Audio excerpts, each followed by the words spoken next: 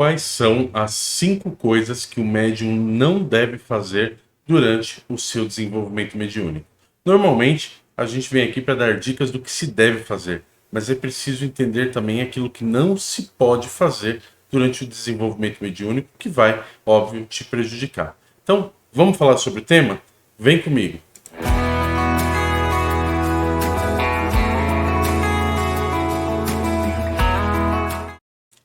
Salve, meus irmãos, sejam bem-vindos a mais um vídeo aqui do nosso canal Umbanda Sombanda. Eu sou Beto Ângeles, sacerdote umbandista do terreiro de Umbanda Jardim do Céu, que fica em Diadema, São Paulo. E peço para você que você se inscreva aqui no canal, ative o sininho para todas as notificações e deixe seu like, é muito importante seu joinha para a gente, para que o vídeo seja divulgado amplamente. E a gente está quase chegando nos 40 mil inscritos no momento em que eu gravo esse vídeo, então eu peço para você colaborar e compartilhar nosso canal com outras pessoas para que a gente chegue ao número dos 40 mil inscritos. Nosso tema de hoje é 5 coisas que o médium não deve fazer durante seu desenvolvimento. Existem muitas coisas que o médium não deve fazer, e dentre todas elas eu elenquei 5 coisas para colocar aqui para você, e não necessariamente existe um grau de importância entre elas. Então, é importante que você assista o vídeo até o final para ver quais são as 5 coisas que você não deve fazer durante o desenvolvimento. Não existe, como eu já disse, a mais importante ou menos importante. Então, elas estão numa ordem aleatória. Se tem alguma outra coisa que você lembra e que você acha que não deve ser feito e que não estará nesse vídeo, depois que você terminar de ver o vídeo, se não estiver no vídeo, coloca aí nos comentários, tá certo? Então vamos lá, a primeira coisa que o médium não deve fazer durante seu desenvolvimento mediúnico é observar a mediunidade, a manifestação dos seus irmãos. Como assim observar a manifestação dos irmãos? É importante que você deixe fluir a sua mediunidade de forma legítima, de forma original. Para que isso aconteça, para que você deixe fluir de forma legítima, de forma original, é importante que o guia espiritual que se manifesta através de você realize exatamente aquilo que ele gostaria de realizar. E se você observar a manifestação dos irmãos, existe um risco de você, como médium, realizar um espelhamento. O que é um espelhamento? É muito comum nos terreiros nós vermos médium espelho. Tá? O que é um médium espelho? Ou o que é o espelhamento da mediunidade? É quando você manifesta de forma inconsciente, tá? Não é de propósito, mas de forma inconsciente, um guia espiritual de forma semelhante a outra, porque aquela outra te agrada. Então é muito comum, por exemplo, isso acontecer entre médiuns e dirigentes. Você vai num terreiro, você vê que o dirigente incorpora lá de um jeito, e que todos os filhos incorporam daquele jeito muito parecido, ou que boa parte dos filhos incorporam daquele jeito muito parecido. Ou, então, tem um médium referência, ou seja, tem aquele médium que o guia dele incorpora de tal maneira e outros guias da casa incorporam seguindo aquele mesmo método. Isso não quer dizer que o seu guia espiritual não possa realmente trabalhar de uma forma parecida com aquele outro. Isso é normal e pode acontecer, mas é preciso tomar cuidado quando você está se desenvolvendo ainda, quando você está começando a manifestar, porque se você ficar observando, pode ser que inconscientemente você se agrade com algum ato, com algum gesto, alguma situação que envolva os guias espirituais e acabe replicando isso sem querer. Não é por maldade, não é intencional, é sem querer, mas acontece e a gente tem que tomar cuidado com isso, porque quando você faz isso, você deixa de permitir que o seu guia espiritual faça o que ele tem que fazer. Vou dar um exemplo para você. Eu conheço guias espirituais que ao incorporar ficam com a mão aberta aqui, ó, na altura do peito, incorpora e põe a mão. E aí, muitos dos médiuns que manifestam um guia daquela linhagem, incorporam e põem a mão aqui. Acha que isso é uma representação de que o guia está incorporado.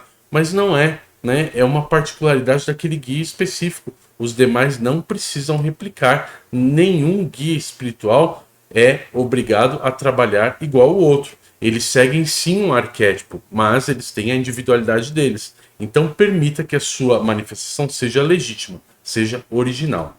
O segundo item que a gente coloca aqui para você é para você não tentar assumir mais responsabilidade do que lhe é atribuída. Como assim? Você está lá no seu desenvolvimento e o guia-chefe da casa colocou você ali no cantinho e falou: fica aí, se concentra, se mantém incorporado. Você está ali. Então você percebe ali uma situação na casa onde alguns médiuns começam a realizar determinado tipo de trabalho. Você não deve se meter sem ser chamado pelo guia-chefe da casa ou por outro guia que for responsável pela condução, né? Você deve se manter ali, porque muitas vezes o seu guia espiritual não está envolvido com aquele trabalho e ele permanecerá ali. Então você, enquanto médium, acaba tentando assumir uma responsabilidade do qual não lhe foi atribuída. Por exemplo, o que é muito comum a gente ver nos terreiros, e eu acho que você já deve ter visto. Se você já viu uma situação como essa, coloque aí embaixo que você já viu. A situação é a seguinte: existe aquele médium que dá consulta, que faz o atendimento, e existe aquele médium que dá passe. Muitas vezes aquele que dá consulta também dá passe, mas algumas vezes aquele que dá passe não dá consulta. Ele dá apenas passe porque ele ainda não está num determinado grau ou com a firmeza necessária para conversar. Então, aquele médium que dá passe, ele dá o passe, o guia dá o passe e começa a conversar com a pessoa. Puxa assunto com a pessoa. Tudo bem, meu filho? Como é que você tá? E começa a puxar assunto, como se fosse ali trabalhar numa consulta com aquela pessoa. Isso é o médium, muitas vezes, assumindo uma responsabilidade, uma atribuição que não lhe foi conferida. Ele não é um médium de consulta, mas resolveu conversar. Tá, mas e o que eu faço se a pessoa perguntar para o guia alguma coisa? O seu guia sabe como agir, você tem que deixar fluir, porque ele saberá dispensar a pessoa e passá-la para quem de direito, para aquela pessoa que realmente vai atender e vai dar o aconselhamento. O seu guia sabe fazer isso, então você não precisa se preocupar com isso, basta você entender que ele não vai fazer o atendimento se não lhe for atribuída essa responsabilidade. E muitas vezes quem acaba praticando ali o animismo e passando à frente nesse atendimento é o próprio médium. Eu já vi muitos guias que só tinham permissão de dar passe e todo consulente que parava na frente dele, ele queria conversar. Então, será que era o guia ou será que era o médium? Então, fica aí a dica para você não tentar assumir as atribuições que não lhe são conferidas. A próxima dica para você, a dica de número 3, é para você não tentar descobrir informações do seu guia por métodos alternativos. Como assim? É muito comum os médiums chegarem. Para mim, pelo menos, tem acontecido muito, né, das pessoas chamando no inbox, chamando no WhatsApp, ou aqui mesmo nas mensagens, nos comentários, a pessoa chama e fala assim: ah, eu queria saber o nome do meu guia. Ué, mas se você quer saber o nome do seu guia, você tem que incorporar ele no seu terreiro e ele tem que dizer. Não sou eu que tenho que dizer o nome do seu guia. É o próprio guia que tem que dizer. Eu não sei quem é o seu guia, eu nunca nem te vi, quem dirá o seu guia, não é verdade? Lógico, a gente tenta atender da melhor forma possível as dúvidas de cada um, mas existem dúvidas que não dá pra gente sanar. Só que, se você sair perguntando para todo mundo, alguém de má índole vai lhe dizer. E a partir do momento que essa pessoa lhe disser isso, você não conseguirá mais se livrar desse nome, você vai prejudicar o seu desenvolvimento mediúnico. A mesma coisa acontece com a história do guia, né? O que a gente vê de pessoas chegando e falando: ah, eu queria saber a história dos seus 7 montanhas, eu queria saber a história do seu araribóia, eu queria saber a história do seu arranca-toco, eu queria saber a história... Não tem como saber a história do guia. Por quê? Porque cada guia espiritual, apesar de receber um nome atribuído à falange, ele é um espírito individual, ele tem uma história individual, ele tem uma vivência individual. Então existe aquele espírito arranca-toco que responde como arranca-toco e que ele teve uma história de vida até chegar no grau de caboclo arranca-toco, e tem aquele outro guia que também responde como caboclo arranca-toco e que teve uma outra história de vida. Então não dá para você generalizar e achar que estão falando do seu guia. Eu já vi pessoas que, inclusive, leem livros psicografados com o nome do determinado guia e aí incorpora o guia lá e o guia começa a falar que aquele livro é a história dele. É muito comum a gente ver esse tipo de prática na Umbanda, e isso não é correto, isso estraga a sua mediunidade, estraga o seu desenvolvimento mediúnico, mesmo dentro da casa. Então, Por exemplo, incorporou o caboclo, aí chega pro outro irmãozinho lá e fala assim: ô irmão, você viu que eu incorporei o caboclo? Vi. Qual será que é o nome do caboclo? Aí o irmão olha e fala: ah, tá com cara de pena azul. Pronto, acabou. Você nunca mais vai conseguir deixar fluir para que o caboclo diga o próprio nome dele. Às vezes ele não tem nada a ver com pena azul, mas ele apenas se manifestou parecido com o outro. E muitas vezes ele manifestou parecido com o outro porque você fez o primeiro item. Lembra o primeiro item que nós falamos hoje? Para não observar a manifestação do outro. Então, olha só. Tem lá o caboclo pena azul trabalhando. Aí você observa aquela manifestação. Na hora que o seu guia começa a se manifestar, você manifesta igual. Aí alguém vem e fala: olha, é igualzinho. Então deve ser outro pena azul. E agora? Agora acabou para você a mediunidade. Seu vínculo com o caboclo acabou. Por quê? Porque a partir de agora você vai passar a imitar o outro caboclo e vai passar a chamar seu caboclo de pena azul. Independente do que ele faça, independente do que ele seja. O item número 4 é um item muito importante. E antes de entrar nesse item, eu vou pedir para você não esquecer de deixar o like, que é muito importante para nós, deixar o seu comentário e compartilhar esse vídeo com alguém para que a gente chegue lá nos 40 mil inscritos, tá bom? Então, vamos lá. O quarto item é ignorar os preceitos e os tempos e os períodos determinados pela casa. Como assim?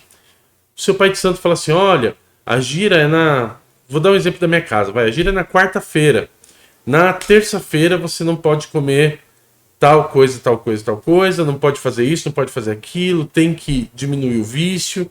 Tem que tomar banho de ervas. E aí você ignora isso. Fala: ah, eu vou fazer só no dia, não vou fazer na terça não.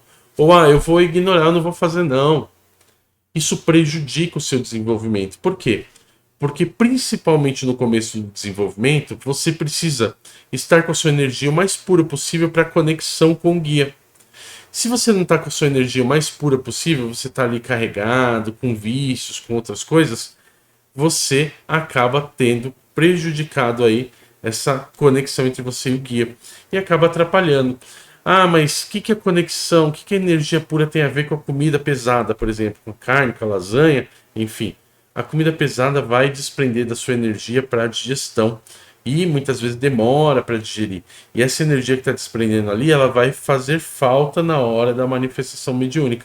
Isso pode dar problema ali, você pode ter dificuldade. E uma vez que você tem uma dificuldade muito grande, isso pode gerar um trauma. Se gerar um trauma, acabou para você o desenvolvimento, né? Muitas pessoas desistem do desenvolvimento por conta de um trauma que ocorreu durante o desenvolvimento. E por fim, o último item, e também importante, é você não deve de maneira nenhuma se comparar a outros médiuns ou ao dirigente da casa. Como assim me comparar? Ah, você entra no terreiro e entra um outro irmão junto. Cada um de vocês, mesmo que entrem no mesmo dia, cada um de vocês tem um desenvolvimento único, individual. Então você não deve falar: ah, mas aquele ali já está... Nossa, o caboclo daquele ali já está falando ali, já está dando consulta. E o meu ainda não. Então você não deve se comparar. Por quê? Porque não é sadio, não é saudável isso. Ou, por exemplo, né? Nossa, o pai chama fulano para incorporar algum e não me chamou. Ah, porque o pai chama o fulano para incorporar o preto velho e não me chamou. Ah, porque o pai pediu pro fulano vir aqui na frente atender tal pessoa. Ele nunca me chama. Por quê? Por que ele não te chama? Porque você fica se comparando aos outros e esquece de você. Esquece de caminhar. É preciso que você caminhe de forma isolada, de forma independente. É você e o dirigente. Não se compara com outros médiuns. E muito menos com o dirigente. Ah, porque o guia-chefe lá, o caboclo, ele usa charuto. Por que eu não posso? Por que o meu caboclo não pode? O seu caboclo não pode porque ele não é o dirigente da casa, né? E só quem pode é quem o dirigente determina. Se o dirigente, por algum motivo, diz que você não está apto, seu guia não pode ainda utilizar a ferramenta, é porque dentro daquela doutrina não pode ainda. E você tem que se colocar no seu lugar e esperar o seu momento. Você não deve se comparar. Comparar-se aos outros é grande chance de decepção. Porque você normalmente não se compara com os piores. Você se compara com os melhores. E aí é uma grande chance de decepção, porque você acha que você está numa caminhada e que o próximo passo da sua caminhada é aquele que outro irmão teve, mas muitas vezes não é. Então o irmão vai, faz uma obrigação, outra e recebe um grau na casa. Aí você vai, faz uma obrigação, outra e acha que vai receber também.